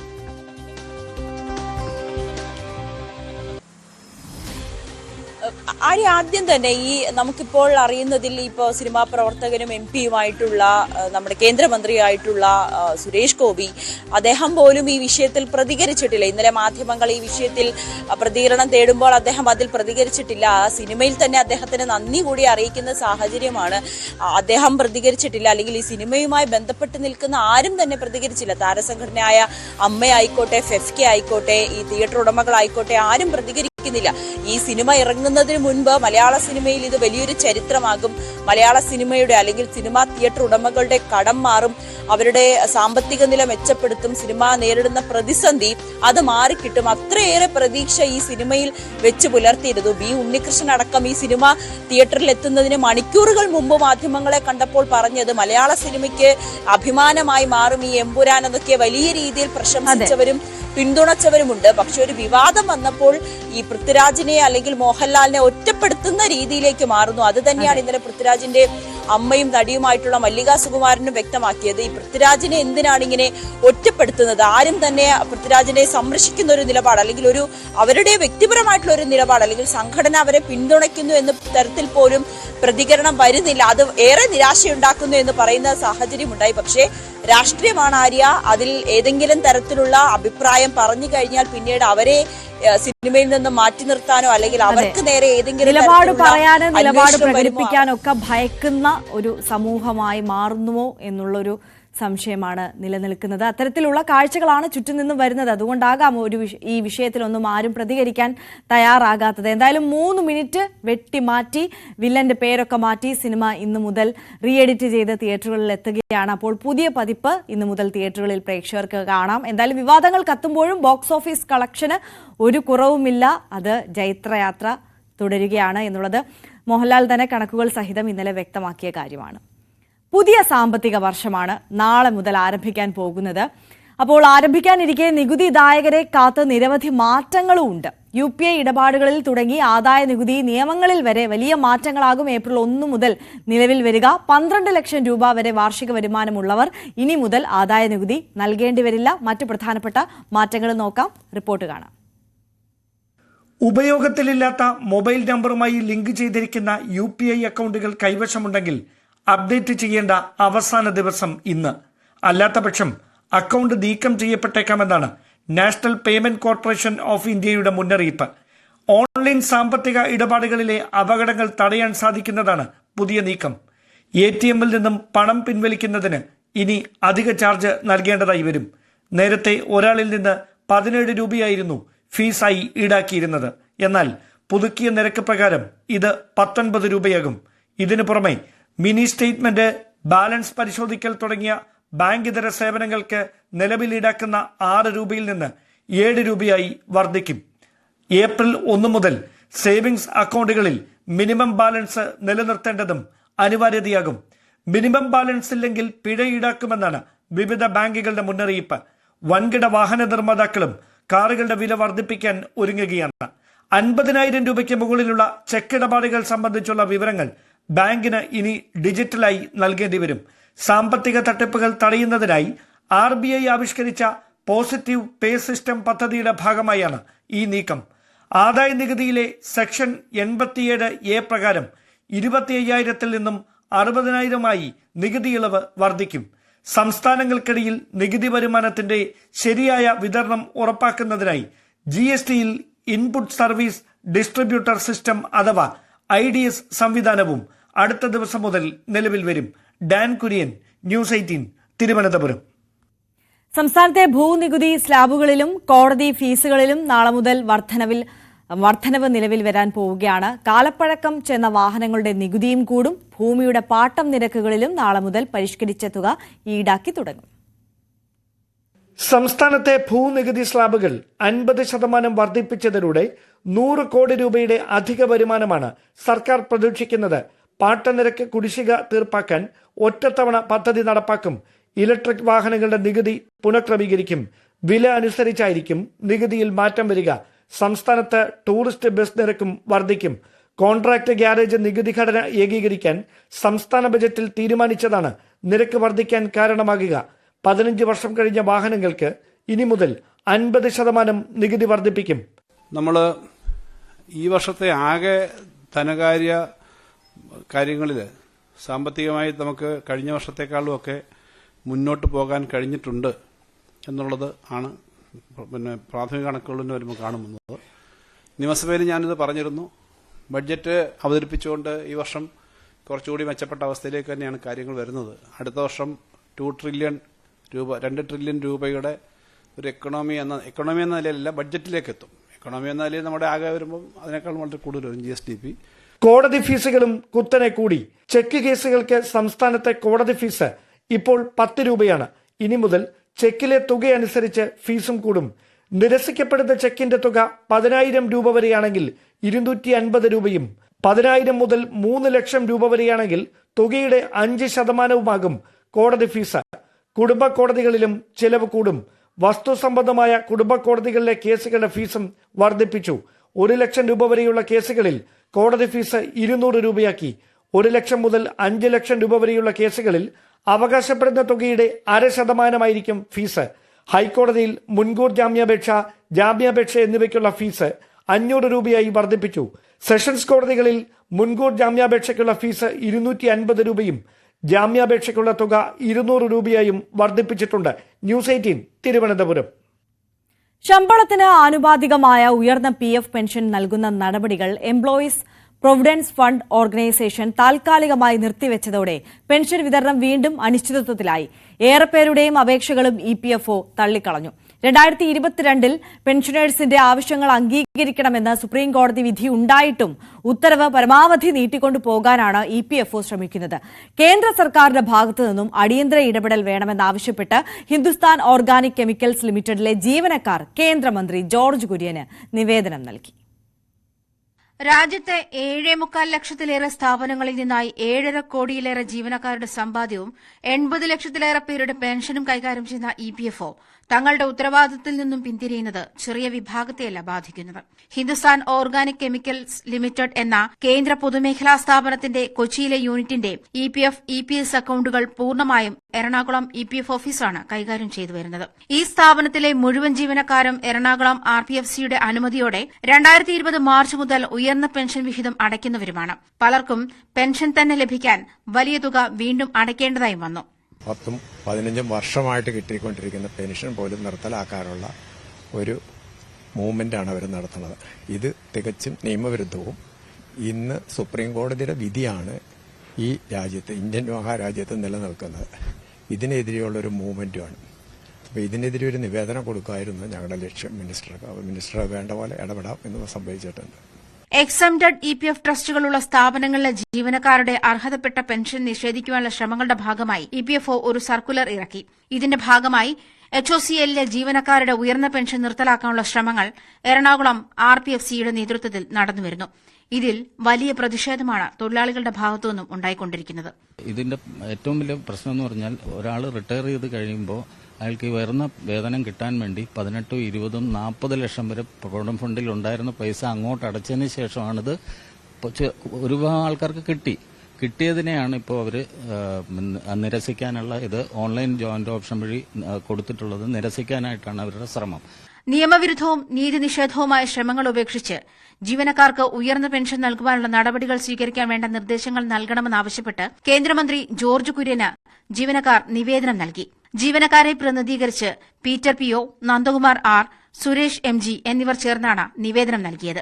പെൻഷനിൽ വൻ കുറവ് വരുത്തുന്ന പ്രോറേറ്റ വ്യവസ്ഥ ഉയർന്ന പെൻഷൻ പദ്ധതിയിലും നടപ്പാക്കിയതിനെതിരെ രാജ്യവ്യാപകമായി ഉയർന്ന പ്രതിഷേധമാണ് പെൻഷൻ നടപടികൾ നിർത്തിവെക്കാൻ കാരണമായതെന്നാണ് EPFOയുടെ വിശദീകരണം. വർഷങ്ങൾ നീണ്ട നിയമ പോരാട്ടത്തിനൊടുവിലാണ് തൊഴിലാളികൾക്ക് അനുകൂലമായി 2022 നവംബർ 4 സുപ്രീംകോടതി വിധി വന്നത്. എന്നാൽ കോടതി വിധിയെ ദുർവ്യാഖ്യാനം ചെയ്ത് പദ്ധതിയുടെ ആനുകൂല്യം നേടുന്നതിൽ നിന്നും വലിയൊരു വിഭാഗത്തെ അകറ്റി നിർത്തുകയാണ് EPFO ചെയ്യുന്നതെന്ന ആരോപണം ശക്തമാണ്. സർവീസ് കാലയളവ് മുഴുവൻ വലിയ തുക പെൻഷൻ ഫണ്ടിലേക്ക് അടച്ചവരാണ് പെൻഷനു വേണ്ടി അപേക്ഷയും നൽകി കാത്തിരിക്കുന്നത്. ന്യൂസ് 18 കൊച്ചി. മംഗളൂരുവിൽ സ്വകാര്യ ധനകാര്യ സ്ഥാപനം കൊള്ളയടിക്കാൻ ശ്രമിച്ച 2 മലയാളികൾ പിടിയിൽ. ഇടുക്കി സ്വദേശി മുരളി, കാഞ്ഞങ്ങാട് സ്വദേശി ഹർഷാദ് എന്നിവരാണ് പിടിയിലായത്. സംഘത്തിലെ ഒരാൾ രക്ഷപ്പെട്ടു. KV ബൈജു ചേരുന്നു വിവരങ്ങളുമായി. ബൈജുവിലേക്ക് നമുക്ക് മടങ്ങിയെത്താം. മംഗളൂരുവിലെ സ്വകാര്യ ധനകാര്യ സ്ഥാപനത്തിൽ കൊള്ള നടത്താൻ ശ്രമിച്ച 2 മലയാളികളാണ് ഇപ്പോൾ പിടിയിലായിട്ടുള്ളത്. ഇടുക്കി സ്വദേശി മുരളി, കാഞ്ഞങ്ങാട് സ്വദേശി ഹർഷാദ് എന്നിവരാണ് പിടിയിലായത്. സംഘത്തിൽ മറ്റൊരാൾ കൂടി ഉണ്ടായിരുന്നു. ഇയാൾ രക്ഷപ്പെട്ടു എന്നുള്ളതാണ് ഏറ്റവും ഒടുവിലെ വിവരം. KV ബൈജു ചേരുന്നുണ്ട്. ബൈജു, ഇതെപ്പോഴായിരുന്നു സംഭവം? ആര്യ, കഴിഞ്ഞ ദിവസം രാത്രിയിലായിരുന്നു സംഭവം.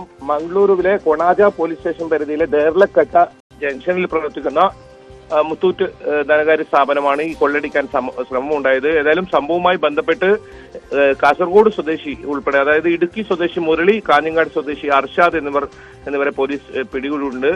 ഈ സംഭവം അബ്ദുൾ സലാം എന്ന ഒരാൾ ഈ സംഭവ സമയത്ത് രക്ഷപ്പെട്ടിട്ടുണ്ട്. ഇയാൾക്കായുള്ള അന്വേഷണവും ഊർജിതമാക്കിയിട്ടുണ്ടെന്നാണ് പോലീസ് പറയുന്നത്. അതായത് ഈ ദേർലക്കട്ട SM ടിംബേഴ്സിന്റെ ഉടമസ്ഥയിലുള്ള ഷോപ്പിംഗ് കോംപ്ലക്സിൽ പ്രവർത്തിക്കുന്ന ഈ മുത്തൂറ്റ് ധനകാര്യ സ്ഥാപനത്തിന്റെ ബ്രാഞ്ചിലാണ് ഈ ശ്രമം ഉണ്ടായത്. അതായത് ഗ്യാസ് കട്ടർ ഉപയോഗിച്ച് പൂട്ടുമുറിക്കാൻ ശ്രമിക്കുന്നതിനിടയിൽ അലാറം മുഴങ്ങുകയായിരുന്നു. ഇതോടെ സ്ഥാപനത്തിന്റെ കൺട്രോൾ റൂമിലേക്കും ഇത്തരത്തിൽ സന്ദേശം പോയി. തുടർന്ന് ഫിനാൻസ് അധികൃതർ വിവരം പോലീസിനെ അറിയിക്കുകയായിരുന്നു. ഇതിനിടയിൽ തന്നെ ഈ അലാറം മുഴങ്ങുന്ന ശബ്ദം കേട്ട് നാട്ടുകാർ ഓടിയെത്തുകയും ഈ കെട്ടിടം കളഞ്ഞ് ഈ രണ്ടുപേരെ ഇത്തരത്തിൽ അകത്ത് പൂട്ടിയിടുകയുമായിരുന്നു. ASP ധന്യ നായക് അതുപോലെ തന്നെ കൊണാജ ഇൻസ്പെക്ടർ രാജേന്ദ്രൻ സ്ഥലത്തെത്തിയാണ് പ്രതികളെ അറസ്റ്റ് ചെയ്തത്. അബ്ദുൾ ലത്തീഫിനെ വേണ്ടി അന്വേഷണം ഊർജിതമാക്കിയതായി പോലീസ് പറഞ്ഞു. ഈ മുരളിക്കെതിരെ ചന്ദേര പോലീസിൽ നേരത്തെ വിജയ ബാങ്ക് ശാഖയിൽ നടന്ന കവർച്ചയുമായി ബന്ധപ്പെട്ട ഒരു കേസ് നിലവിലുണ്ടെന്നും പോലീസ് പറയുന്നുണ്ട്. ആര്യ, KV ബൈജു ആണ് വിവരങ്ങൾ നൽകിക്കൊണ്ടിരിക്കുന്നത്. ഇപ്പോൾ 2 മലയാളികളാണ് മംഗളൂരുവിലെ സ്വകാര്യ ധനകാര്യ സ്ഥാപനം കൊള്ളയടിക്കാൻ ശ്രമിച്ചതിൽ പിടിയിലായിട്ടുള്ളത്. ഒരാൾ രക്ഷപ്പെട്ടിരിക്കുന്നു. ഈ പ്രതികളെ സംബന്ധിച്ച് ബൈജു കൂടുതലായി എന്തൊക്കെ വിവരങ്ങൾ പോലീസ് കൈമാറുന്നുണ്ട് നമുക്ക്? ആര്യ, മുരളിക്കെതിരെയാണ് ഇത്തരത്തിൽ നേരത്തെ ഒരു ബാങ്ക് കവർച്ചയുമായി ബന്ധപ്പെട്ട് പോലീസ് വിവരം നൽകുന്നത്. അതേസമയം തന്നെ അർഷാദിനെ പിടികൂടാനുണ്ട്. ഈ അർഷാദിനെ സംബന്ധിച്ച് കൂടുതൽ വിവരങ്ങൾ അറിയാനുണ്ട്. ഇയാൾ ഏതെങ്കിലും കേസിൽ നേരത്തെ പ്രതിയായിട്ടുണ്ടോ എന്ന്. അതേസമയം തന്നെ ഏതാനും മാസങ്ങൾക്ക് മുൻപാണ് തലപ്പാടിയിൽ, അതായത് കേരള അതിർത്തിയോട് ചേർന്ന് കിടക്കുന്ന ബാങ്കിൽ ഇത്തരത്തിലുള്ള ഒരു പട്ടാപ്പകൽ തോക്കു ചൂണ്ടി കവർച്ച നടന്ന ഒരു സംഭവം ഉണ്ടായത്. 1 കോടിയോളം രൂപ അന്ന് കവർച്ച നടത്തുകയും ചെയ്തു. ഇതിൽ പ്രതികളെല്ലാം പിടിയിലായിട്ടുണ്ട്. അതേസമയം തന്നെ പോലീസ് ഇതിനെ തുടർന്ന് ശക്തമായ നിരീക്ഷണം ഈ പ്രദേശങ്ങളിലൊക്കെ നടത്തുന്നുണ്ട്. പ്രത്യേകിച്ച് അതിർത്തിയിൽ കേരളത്തിൽ നിന്നും വരുന്ന വാഹനങ്ങൾ, കർണാടകയിലേക്ക് കടന്നു പോകുന്ന വാഹനങ്ങളെല്ലാം പരിശോധിക്കുക. രാത്രികാലങ്ങളിൽ മംഗളൂരു പരിസര പ്രദേശങ്ങളിൽ വലിയ തോതിൽ പരിശോധന നടത്തുന്ന ഒരു സാഹചര്യമൊക്കെ ഉണ്ടായിരുന്നു. കർണാടകയിൽ ബാംഗ്ലൂരുവിലും സമാനമായ രീതിയിൽ തോക്ക് ചൂണ്ടി പണം കവർച്ച ചെയ്യുന്ന സംഭവമൊക്കെ ഉണ്ടായിരുന്നു. ഏതായാലും ബാങ്കുകൾ കേന്ദ്രീകരിച്ച് കവർച്ച തുടരുന്ന ഒരു സാഹചര്യം കർണാടകയിലുണ്ട്. ഇതിനിടയിലാണ് ഇത്തരത്തിൽ ഒരു സംഭവം ഉണ്ടായത്. ഞായറാഴ്ച പുലർച്ചെയായിരുന്നു ഈ സംഭവം ഉണ്ടായിരുന്നത്. ഏതായാലും ഈ അലാറം മുഴങ്ങിയത് കൊണ്ടാണ് ഈ കവർച്ചാ ശ്രമം പാളിയതും പോലീസിന് പ്രതികളെ പിടികൂടാൻ സാധിച്ചത്. ഇനി മറ്റ് പ്രതിയെ കൂടി, അർഷാദിനെ കൂടി പിടികൂടാനുണ്ട്. ഇയാൾ കാസർഗോഡ് സ്വദേശിയാണ്. ഇയാളെ കൂടി പിടികൂടിയാൽ മാത്രമേ ഇയാൾക്ക് മറ്റേതെങ്കിലും കേസ് നിലവിലുണ്ടോ എന്ന് അറിയാൻ പറ്റൂ. ഏതായാലും ഇപ്പോൾ അറസ്റ്റിലായ മുരളിക്കെതിരെയാണ്, ഇടുക്കി സ്വദേശി മുരളിക്കെതിരെയാണ് നേരത്തെയും ബാങ്ക് കവർച്ചാ ശ്രമമായി കേസ് ഉള്ളത്. ഏതായാലും മറ്റ് കൂടുതൽ വിവരങ്ങൾ ഇനി ഇതിൽ നിന്നും നമുക്ക് അറിയാനുണ്ട്. അത് അർഷാദിനെ പിടികൂടിയാൽ മാത്രമേ അത്തരം വിവരങ്ങൾ ലഭ്യമാകൂ. ആര്യ, അതെ, തീർച്ചയായും KV ബൈജു ആണ് വിശദാംശങ്ങൾ നൽകിയത്. വലിയൊരു കൊള്ള ശ്രമമാണ് പൊളിഞ്ഞത്. അലാറം അടിച്ചതോടുകൂടി നാട്ടുകാർ ആ സ്ഥാപനം വളയുകയും കള്ളന്മാരെ കയ്യോടെ പിടിച്ച് പോലീസിന് കൈമാറുകയും ചെയ്യുന്ന സാഹചര്യമായിരുന്നു ഉണ്ടായിരുന്നത്. 2 മലയാളികളാണ് പിടിയിലായിട്ടുള്ളത്. ഒരാൾ രക്ഷപ്പെട്ടു. അയാൾക്കായുള്ള തെരച്ചിൽ പുരോഗമിക്കുകയാണ്. സെക്രട്ടേറിയറ്റിന് മുന്നിലെ ആശാ വർക്കർമാരുടെ സമരം ഇന്ന് 50ാം ദിവസം. ഇന്നു മുതൽ സമരം കൂടുതൽ ശക്തിപ്പെടുത്താനാണ് നീക്കം. സമരവേദിയിൽ ഇന്ന് മുടിമുറിച്ച് പ്രതിഷേധിക്കുമെന്നാണ് സമരക്കാർ അറിയിച്ചിരിക്കുന്നത്. മറ്റൊരു പ്രധാനപ്പെട്ട കാര്യം, ഇന്ന് കേരളത്തിൽ ഒറ്റപ്പെട്ട ഇടങ്ങളിൽ ഇടിമിന്നലോടുകൂടിയ മഴയ്ക്ക് സാധ്യതയുണ്ട് എന്നുള്ളതാണ്. ജാഗ്രത പാലിക്കണം. മണിക്കൂറിൽ 30 മുതൽ 40 കിലോമീറ്റർ വരെ വേഗതയിൽ ശക്തമായ കാറ്റ് വീശാനും ഇടയുണ്ടെന്ന് കേന്ദ്ര കാലാവസ്ഥാ വകുപ്പ് അറിയിച്ചു. 4 ദിവസത്തേക്ക് ശക്തമായ വേനൽമഴ ഉണ്ടാകുമെന്നാണ് പ്രവചനം. വൈക്കം ക്ഷേത്രത്തിലെ ജാതി വിവേചനം പൂർണ്ണമായും അവസാനിപ്പിക്കാൻ ദേവസ്വം ബോർഡ്. വടക്കുപുറത്ത് പാട്ടിനോട് അനുബന്ധിച്ചുള്ള എതിരേൽപ്പിൽ ജാതി വിവേചനം അനുവദിക്കില്ല. ഭക്തരായിട്ടുള്ള മുഴുവൻ ആളുകൾക്കും വിളക്കെടുക്കാൻ അവസരം നൽകുമെന്ന് Thiruvithamkoor Devaswom board president PS Prashant വ്യക്തമാക്കി. ജാതി തിരിച്ചുള്ള വരവേൽപ്പായിരുന്നു വൈക്കം ക്ഷേത്രത്തിൽ ഇതുവരെയും നടത്തിയിരുന്നത്. അപേക്ഷ പരിഗണിച്ച് ഓരോ ദിവസവും ഓരോ സമുദായത്തിന് അവസരം നൽകുന്ന രീതി. ഇത്തവണ അതിൽ വലിയ രീതിയിൽ മാറ്റം വരുത്താൻ വടക്കുപുറത്ത് പാട്ട് സമിതി തീരുമാനിച്ചിരുന്നു. അപേക്ഷ നൽകുന്ന എല്ലാ സമുദായങ്ങളിൽ നിന്നുമായി 64 പേരെ പങ്കെടുപ്പിക്കാനായിരുന്നു തീരുമാനം. ഇതും മറികടന്നാണ് ദേവസ്വം ബോർഡിന്റെ പുതിയ നിർദ്ദേശം. വ്രതമെടുത്തെത്തുന്ന മുഴുവൻ ഭക്തർക്കും വടക്കുപുറത്ത് പാട്ടിന് വിളക്കെടുക്കാം. ആദ്യം മുതൽ അവസാനം വരെ വിളക്കെടുക്കുന്ന രീതി ഒഴിവാക്കും. എത്തുന്ന ഓരോരുത്തർക്കായി മാറി മാറി അവസരം നൽകും. മറ്റു ചടങ്ങുകളിലും ജാതി തിരിച്ചുള്ള പങ്കാളിത്തം പൂർണ്ണമായും ഒഴിവാക്കുമെന്ന് Devaswom board president PS Prashant വ്യക്തമാക്കി. ഏപ്രിൽ 2 മുതൽ 13 വരെയാണ് വടക്കുപുറത്ത് പാട്ട് നടക്കുക. മാർച്ച് 17 കോടി അർച്ചന ആരംഭിച്ചിരുന്നു. ന്യൂസ് 18 കോട്ടയം. ഇനി നമ്മൾ നമ്മുടെ ഫേവറേറ്റ് സെഗ്മെന്റിലേക്കാണ് കടക്കുന്നത്. Special day segment. ഇന്ന് ആരൊക്കെയാണ് സ്പെഷ്യൽ ഡേ നമുക്കൊപ്പം ന്യൂസ് 18നോടൊപ്പം ആഘോഷിക്കാൻ വന്നിട്ടുള്ളത് എന്ന് നോക്കാം. 8ാം പിറന്നാൾ ആഘോഷിക്കുന്ന KA മോൾക്ക് ജന്മദിനാശംസകൾ നേരുകയാണ് കുടുംബം. KAക്ക് ന്യൂസ് 18 കുടുംബത്തിന്റെയും എല്ലാവിധ ആശംസകളും നേരുകയാണ്. ഹാപ്പി ബർത്ത്ഡേ മോളെ.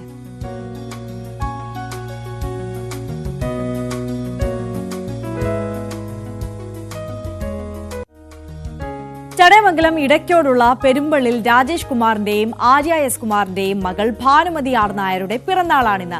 ആശംസകൾ അറിയിക്കുന്നത് അച്ഛനും അമ്മയുമാണ്. അപ്പോൾ അച്ഛന്റെ അമ്മയുടെ ആശംസകൾക്കൊപ്പം ന്യൂസ് 18 കുടുംബത്തിന്റെ ആശംസകൾ കൂടി മോളെ അറിയിക്കുകയാണ്. Happy birthday Bhanu. കൊല്ലം കിളികൊള്ളൂർ സ്വദേശികളായ ഫാത്തിമയുടെയും ഷിയാസിന്റെ വിവാഹ വാർഷികമാണിന്ന്. ആശംസകളുമായി മകൻ മുഹമ്മദ് ഐബക്കാണ്. അപ്പോൾ രണ്ടു പേർക്കും നല്ലൊരു വിവാഹ വാർഷിക ദിനം ആശംസിക്കുകയാണ്. അപ്പോൾ ഇന്നത്തെ ദിവസം അടിച്ചു പൊളിക്കുക. Happy wedding anniversary. Thiruvananthapuram Vayalikkara സ്വദേശി പ്രബിൻ ലാലിന്റെ ജന്മദിനമാണിന്ന്. ആശംസകൾ അറിയിക്കുന്നത് ഭാര്യ ശരണ്യാണ്. അപ്പോൾ ശരണ്യയ്ക്കൊപ്പം ന്യൂസ് 18 കുടുംബവും പ്രബിന് ആശംസകൾ അറിയിക്കുകയാണ്. Happy birthday.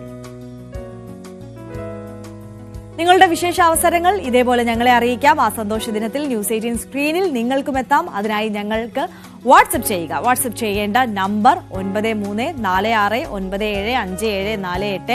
വാട്സപ്പ് ചെയ്യേണ്ട ഫോർമാറ്റ് നിങ്ങളുടെ സ്പെഷ്യൽ ഡേ ഏതാണെന്ന് പറയുക, നിങ്ങളുടെ പേര് പറയുക, നിങ്ങളുടെ മൊബൈൽ നമ്പർ പറയുക, അതോടൊപ്പം നിങ്ങളുടെ സ്ഥലം കൂടി ഒന്ന് മെൻഷൻ ചെയ്യുക. പിറന്നാളായിക്കോട്ടെ, വിവാഹ വാർഷികമായിക്കോട്ടെ, അങ്ങനെ എന്ത് ആഘോഷമായിക്കോട്ടെ അത് ന്യൂസ് 18നോടൊപ്പം ആഘോഷിക്കാം. അപ്പോൾ നമ്മുടെ രാവിലെയുടെ സമയം ഇവിടെ അവസാനിക്കുകയാണ്. ഇനി കുറ്റകൃത്യങ്ങളുടെ ലോകത്തെ വാർത്തകൾ കാണാം. പോലീസ് പെട്രോളിൽ ടോം കുര്യാക്കോസ് ചേരും. നമസ്കാരം.